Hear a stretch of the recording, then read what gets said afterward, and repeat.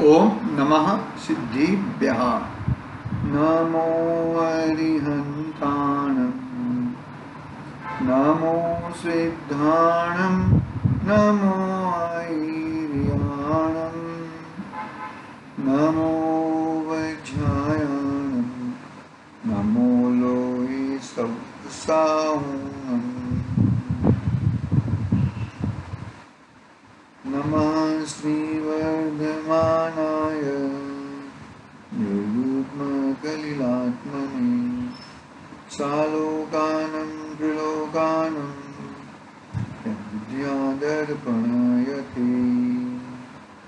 चेतिले चेतं चेत्या विना किं चालसि।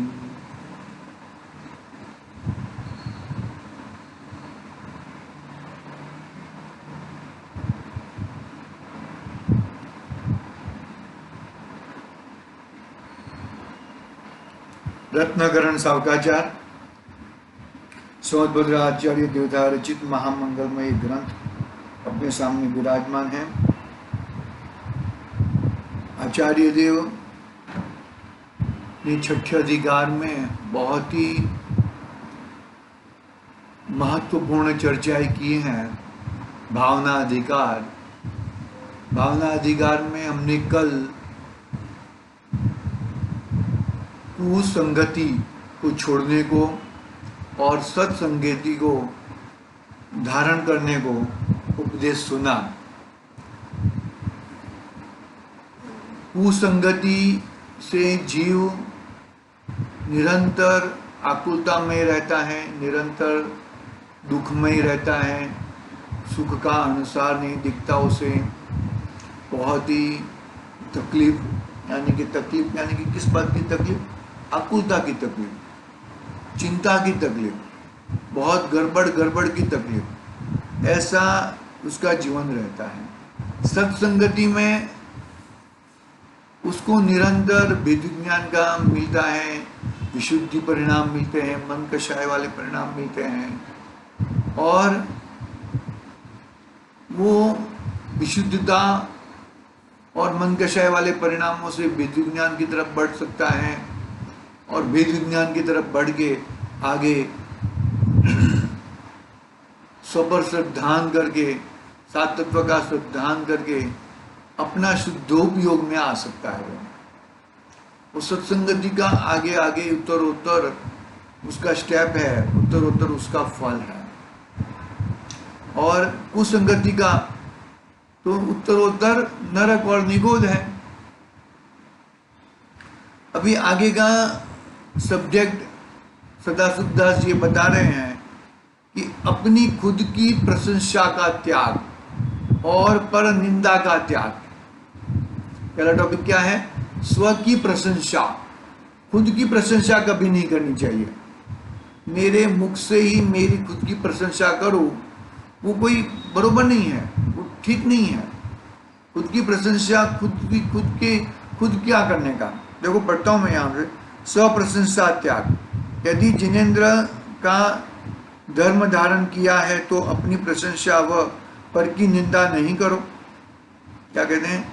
यदि जिनेंद्र भगवान का धर्म धारण किया है तो अपनी प्रशंसा करने की क्या जरूरत है? अरे तुम्हारे में जो गुण रहेंगे वो तो ऑटोमेटिक सबको मालूम पड़ने वाले हैं। तुमको अपनी प्रशंसा करने की कोई आवश्यकता नहीं है। जो अपने मुख से अपनी प्रशंसा करता है वह अपने यश का नाश करता है। अभिमानी के सिवाय अन्य कोई अपनी प्रशंसा करता है, अन्य कोई प्रशंसा करता है। अभिमानी के सिवाय अन्य कोई प्रशंसा करता है। अपनी प्रशंसा करने वाला पुरुष तृण समान छोटा हो जाता है, अवज्ञा योग्य हो जाता है। गुण विद्यमान होने पर भी अपने मुख से ही कहने पर वह गुण रहित होकर दोषों का पात्र हो जाता है। गुण होने के बावजूद भी अपने गुण है तो वो गुण कहता है, ऐसा जरूरत नहीं है।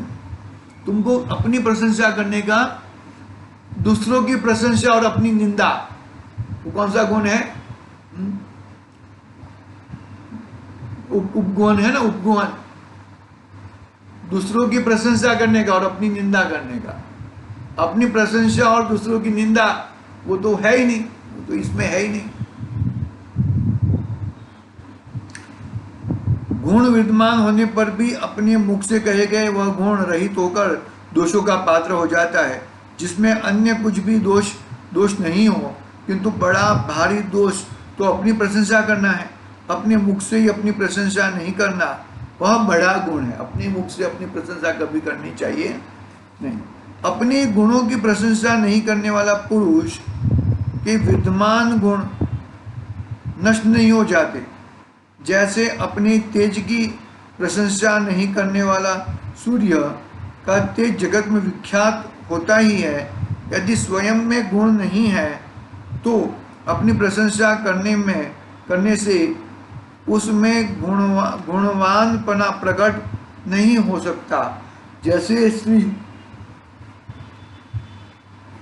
स्त्री के समान हाव भाव, विलास, विभ्रम, श्रृंगार, अंजन, वस्त्र आदि धारण करके स्त्री के आचरण करने वाला नपुंसक स्त्री नहीं हो जाएगा, नपुंसक ही रहेगा। क्या कहा? नपुंसक रहता है ना, वो स्त्री के वेश धारण करते हैं तो स्त्री नहीं हो जाता, वो नपुंसक ही रहेगा। ऐसा अपनी प्रशंसा करने वाला नपुंसक हो जाता है, नपुंसक समान हो जाता है। बहुत ही गंदी, मतलब इतना अपनी प्रशंसा करने का कोई सही नहीं है। आप में गुण विद्यमान हो तथा कोई उसकी कीर्ति बखान प्रशंसा करता है तो उत्तम पुरुष तो अपनी कीर्ति सुनकर लोक में लज्जा का अनुभव करते हैं। सत्पुरुषों को अपनी कीर्ति अच्छी नहीं लगती है, वह तो अपनी कीर्ति सुनकर अत्यंत लज्जित होकर आत्मनिंदा ही करता है। मैं संसारी अनेक दोषों से भरा हूँ, लोग मेरी प्रशंसा कर मेरे ऊपर बड़ा भार रख रहे हैं। प्रशंसा योग्य तो वे हैं जो आत्मा की परम विशुद्धता के इच्छुक होकर मोह, काम, क्रोधादि पर विजय प्राप्त कर चुके हैं। हम संसारी राग द्वेष से व्याप्त इंद्रिय विषयों के दास, परिग्रह में आसक्त, अति निंदने योग्य है, जिनकी एक घड़ी भी प्रमादीपने से धर्म रहित व्यतीत होती है, वे जगत में महामूढ़ है, निंद है। ऐसी परिस्थिति है भैया, जगत में महामूढ़ है, निंद है। यह मनुष्य जन्म अति दुर्लभ है, फिर उसमें जिन धर्म का प्राप्त होता अति दुर्लभ है। ऐसे अवसर में भी जो धर्म छोड़कर विषयों में लीन होते हैं, वे ऐसे ही जो अपने घर में उत्पन्न हुए कल्प वृक्ष को काटकर विश्व वृक्ष लगाते हैं। इतनी बड़ी बात कर दी है। यह मनुष्य जन्म अति दुर्लभ है, फिर उसमें जैन धर्म प्राप्त हुआ अति दुर्लभ है। ऐसे अवसर में जो धर्म छोड़कर विषयों में लीन होते हैं, वे वैसे ही अपने घर में उत्पन्न हुए कल्प वृक्ष को काटकर विष का वृक्ष लगाते हैं। चिंतामणि रत्न को कौवों के उड़ाने में फेंक देते हैं, कौवों को उड़ाने में वो फेंक देते हैं। चिंतामणि रत्न को कांच के टुकड़े के समान बेच देते हैं।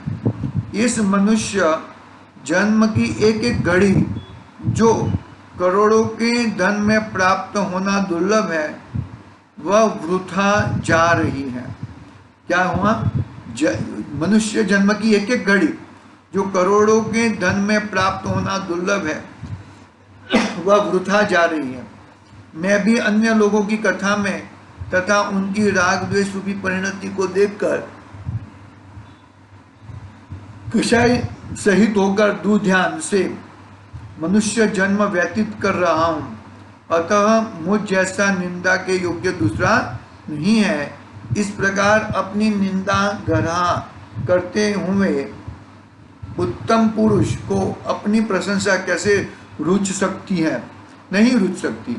वह तो अपने को नीचा ही देखता है। जो वचनों से अपनी प्रशंसा करता है वह नीच गोत्र कर्म का बंध करता है। यहाँ पर भी लोग में महानिंद्य होता है। सत्पुरुष अपने गुण आप प्रकट नहीं करते तो भी उनके उज्जवल आचरण से जगत में उनके गुण विख्यात हो जाते हैं। जैसे चंद्रमा का प्रकाश तथा शीतलता का आहदकपना बिना कहे ही जगत में फैल जाता है। वो कहना नहीं पड़ता है, वो ऑटोमेटिक, वो उनकी इतना तेज रहता है, उतनी सुंदरता, उतना हर चीज, उनका जीवन इतना पवित्र होता है कि उनको देखते ही सब लोग उनको बोलने लगते हैं कि भाई एकदम सही बात है। इस तरह अपनी स्व की प्रशंसा करना योग्य नहीं है। अभी आगे पर निंदा का त्याग करते हैं। पर की निंदा का, अपनी प्रशंसा मत करो और पर की निंदा मत करो। पर की प्रशंसा करो, अपनी निंदा करो। बहुत ही जबरदस्त बात कहते हैं, पर की निंदा कभी नहीं करो। पर की निंदा करने समान जगत में दोष नहीं है। अरे पर के दोषों को तुमको देखने की क्या जरूरत है? पर के दोषों तुम देखते हो ना तो उसके दोष कम हो जाते हैं। मैं आप कहता हूं आपको, उनके दोष कम हो जाते हैं। किसी के दोष ढकने हैं और अपने गुण को ढकने हैं। सबके गुणों को प्रकट करना है और अपने गुणों को ढकना है, अपने दोषों को प्रकट करना है। तो क्या कहते हैं? पर की निंदा कभी नहीं करो। पर की निंदा करने समान जगत में दोष नहीं है। बहुत बड़ा दोष है। मतलब पर की निंदा महाबैर का कारण है। दूसरों की निंदा करना दुर्ध्यान का कारण है, कलह का कारण है, भय का कारण है, दुख शोक पश्चाताप विसंवाद अप्रतीति का कारण है, निंदा का कारण है। पर की निंदा करने वाला अपने धर्म यश बड़प्पन का नाश करता है। जो पर के दोष प्रकट करके स्वयं निर्दोष बनना चाहता है, वे दूसरों के द्वारा औषधि सेवन कर लेने से अपना निरोग पाना चाहने के समान है। मैं बीमार हूं तो मुझे दवाई लेनी पड़ेगी ना, दूसरा दवाई लेगा तो मुझे क्या फायदा? तो भाई तुम बीमार हो तो तुम ही दवाई लेनी पड़ेगी। वे दूसरे के द्वारा औषधि सेवन कर लेने से अपना निरोगी पना चाहने वाला के समान है। दूसरों की निंदा करने से कोई फायदा नहीं है और निंदा करना बहुत बड़ा पाप है। निदान बंद कहा है, शल्य की बात कही ना, वो निदान शल्य के समान है। निंदा कभी किसी की करनी, जो भी है, यदि तुमको अच्छा नहीं लगता तो मुंह पे बोल दो तो चलेगा, लेकिन तुम उसकी निंदा करोगे, देखो पीछे पीछे बोलोगे कि क्या फायदा? कुछ फायदा नहीं है। देखो, कोटि दोषों का शिरोमणि, एक कोटि दोषों का शिरोमणि, ये अन्य की निंदा करना है, एक अन्य की निंदा करना है। यदि जिनेंद्र का धर्म धारण किया तो दूसरों के दोष नहीं कहो। सत्पुरुष तो पर के दोष देखकर स्वयं लज्जित होते हैं तथा अपने सामर्थ्य प्रमाण पर के दोष ढंकते हैं। वे तो जिस प्रकार अपने अपवाद से डरते हैं उस प्रकार दूसरे का अपवाद होने का बड़ा भय रखते हैं। संसारी जीवों के ज्ञानावरण दर्शनावरण कर्म का उदय प्रबल है, जिसके कारण जीव अज्ञान को प्राप्त हो रहे हैं। मोहनीय कर्म के उदय से रागी द्वेषी कामी क्रोधी लोभी मानी कपटी हो रहे हैं। भयवान शोकवान ग्लानिवान रति के वश अरति के वशीभूत होकर अनेक विकार रूप कुचेष्टा कर रहे हैं। जैसे कोई मदिरा पीकर परवश होकर अपने को भूल जाता है, धतूरा खाकर उन्मत्त हुआ परवश होकर अपने को भूलकर निंद्य चेष्टा करने लगता है, उसी प्रकार संसारी जीव विषय कषायों विषय कषायों के वश होकर निंद्य चेष्टा करता है, उन पर तो करुणा करना चाहिए, दोषों से छुड़ाना चाहिए। निंदा अपवाद कैसे करे? पर का अपवाद करके अपनी निंद्य पर्यायों में दुर्गतियों में तिरस्कार ही पाया है। पर की निंदा बहुत बुरी बात है। जो भी कहना है सामने सामने कह दो, वो बहुत बड़ी बात है। वो अपनी भूल को सुधारने को उसको चांस मिलता है। यदि भूल है तो तुम पीछे पीछे निंदा करोगे तो तुम खुद की गलती कर रहे हो, अपना बुरा कर रहे हो। उसका बुरा नहीं हो रहा है, तुम्हारा खुद का बुरा हो रहा है भैया। देखो, सम्यक दृष्टि तो नित्य ही ऐसी प्रार्थना करता है कि दूसरों के दोष कहने में मेरा मौन बना रहे, दूसरों के दोष कहने में मेरा मौन बना रहे, सभी जीवों के प्रति मेरे प्रिय हित रूप वचन ही निकले, सभी जीवों के प्रति हित रूप वचन निकले। जिन धर्मी तो गुणग्राही ही होते हैं, जिन धर्मी तो गुणग्राही होते हैं, वे मिथ्या दृष्टियों के तीव्र कषायी जीवों के मिथ्या आचरण देखकर बैर बुद्धि से निंदा नहीं करते हैं। उनके ऐसा अभिप्राय नहीं रहता है कि उसका अपवाद हो जाए तो अच्छा है। वे तो दोषों को, मिथ्यात्व को अनंत काल तक दुखों का देने वाला जानकर करुणा बुद्धि से मंदकषायी जीवों को गुण दोषों की हानि वृद्धि का स्वरूप दिखलाते हैं। क्या कहा, कितनी बड़ी बात कह दी कि सम्यक दृष्टि तो नित्य ऐसी प्रार्थना करता है कि दूसरों के दोष कहने में मेरा मौन रहे, मेरे खुद के दोष में प्रकट करो, मेरे खुद दूसरों की तो प्रशंसा करूं और मेरी कभी प्रशंसा नहीं करूं। ऐसा सम्यक दृष्टि जीव होता है भैया। सभी जीवों के प्रति मेरे प्रिय हित रूप वचन ही निकले, किसी को मैं अपशब्द ना बोलूं। जिन धर्मी तो गुणग्राही होते हैं, वे मिथ्या दृष्टि, जिन धर्मी के गुणग्राही होते हैं, गुणों का ही पूजन करते हैं, गुण में ही रहते हैं, गुणों की ही आराधना करते हैं और ऐसे गुण प्रकट करने का निरंतर पुरुषार्थ करते हैं। तो जिन धर्मी तो गुणग्राही होते हैं, वे मिथ्या दृष्टियों के तीव्र कषायी जीवों के मिथ्या आचरण देखकर बैर बुद्धि से निंदा नहीं करते।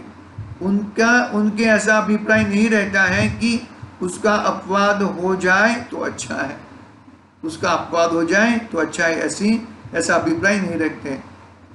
वे तो दोषों को, मिथ्यात्व को अनंत काल तक दुखों का देने वाला जानकर करुणा बुद्धि से मंदकषायी जीवों को गुण दोषों की हानि वृद्धि का स्वरूप दिखलाते हैं, हानि वृद्धि का स्वरूप दिखलाते हैं। कितनी जबरदस्त बात बताते हैं सदा सुखदास जी, जैसे अपने को लगती है वो। फिर अगला टॉपिक लिया है निंद्रा का त्याग। क्या है निंद्रा का त्याग?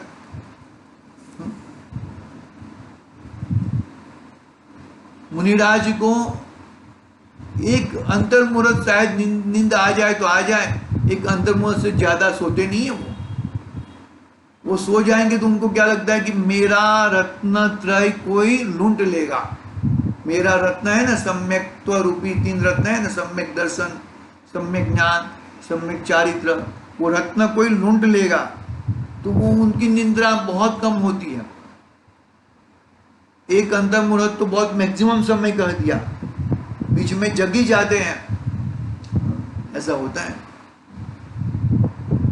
निंद्रा का त्याग, निंद्रा आलस प्रमाद पर विजय प्राप्त करो,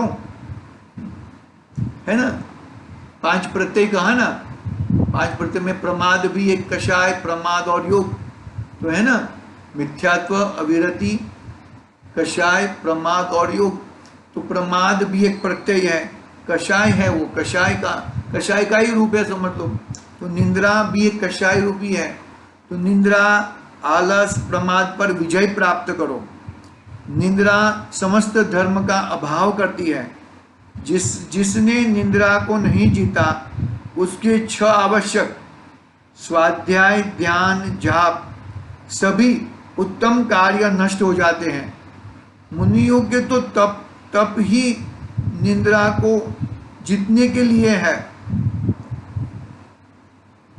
तप ही करते हैं वो निद्रा को जीतने के लिए। दशनावरण कर्म के उदय जनित निद्रा सर्वघाती प्रकृति है, आत्मा को अचेतन जैसा कर देती है। जिसने निद्रा को नहीं जीता उसके सभी हित रूप कार्य नष्ट हो जाएंगे। कितनी महत्वपूर्ण बातें बताते हैं। ये भावना अधिकार चल रहा है, ऐसा वैसा मत समझना भाई। सब लोग अभी छुट्टी के दिन तो कितना ज्यादा सोते हैं। क्यों सोते हैं? अरे भाई 7 दिन तो काम, 6 दिन तो काम कर दिया, अभी 8वें दिन तो सोने दो, 6ठे दिन 7वें दिन तो सोने दो। अरे भाई 7वें दिन क्या सोना है? देखो मैक्सिमम निद्रा तुम्हें 7 घंटे की मिल गई ना तो बात पूरी हो गई। ये मनुष्य को निद्रा 7 घंटे की रहती है, 7 घंटे की। 7 घंटे से ऊपर ज्यादा सोए तो वो आलसू कहा जाएगा, प्रमादी कहा जाएगा उसको। शास्त्र पढ़ते समय या शास्त्र सुनते समय यदि निद्रा आ जाएगी, ऊंघ आ जाएगी तो शास्त्र पढ़ना सुनना नहीं होगा, किंतु शास्त्र पढ़ने सुनने में अरुचि हो जाएगी। ध्यान सामायिक करते समय यदि निद्रा आ जाएगी तो ध्यान, जाप, सामायिक आत्मध्यान, भावना सभी नष्ट हो जाएंगे। नींद में जीव एकेंद्रिय के समान हो जाता है। निद्रा समस्त ज्ञान को नष्ट कर देती है। निद्रा के समय में अबुद्धिपूर्वक आत्मा के अनेक विकल्प उत्पन्न होते हैं। बुद्धिपूर्वक आत्मा का हित करने की भावना का अभाव हो जाता है। दिन में निद्रा लेने से दर्शनावरण कर्म का आश्रय होता है। मुनिराज तो 1 प्रहर रात्रि चल जाने के बाद खेद प्रमाद आदि दूर करने के लिए, खेद प्रमाद आदि दूर करने के लिए रात्रि के मध्यम 2 प्रहरों में शयन करते हैं। थोड़ी सी निद्रा लेकर फिर जागृत होकर 12 भावनाओं का चिंतन करते हैं।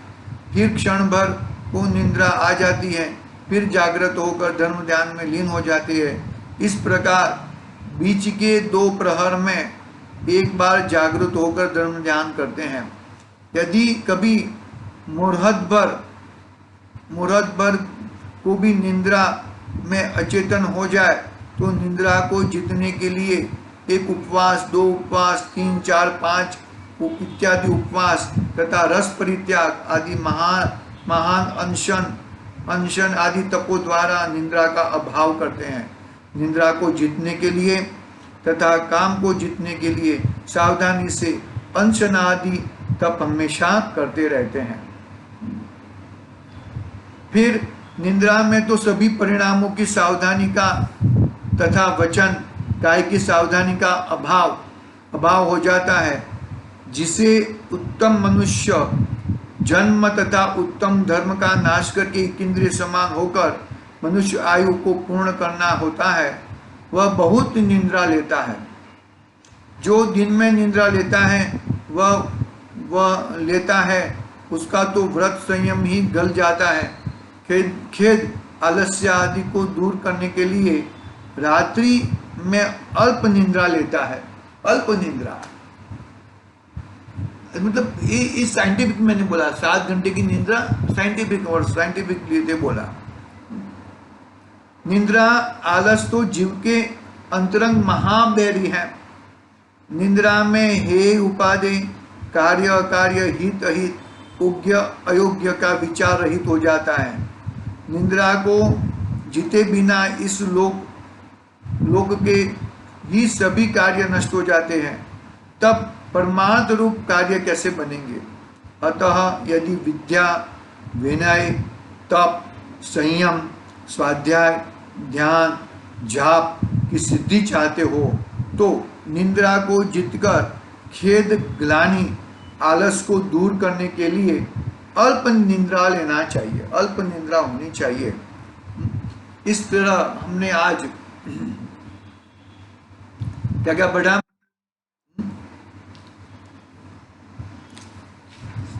स्व प्रशंसा का त्याग, पर की निंदा का त्याग और निंदा का स्वरूप हमने पढ़ा आज। स्व प्रशंसा, अपनी खुद की प्रशंसा नहीं करनी चाहिए, दूसरों की निंदा नहीं करनी चाहिए और निंदा जितनी हो सके इतनी कम लेनी चाहिए। इतनी बात आज हुई है। आगे 8 शुद्धियाँ क्या क्या होती है उसकी बात कल करेंगे। आज के लिए ओम नमः सिद्धिभ्यः। निज निधि निज में बताई, यह अनंत उपकार है उसे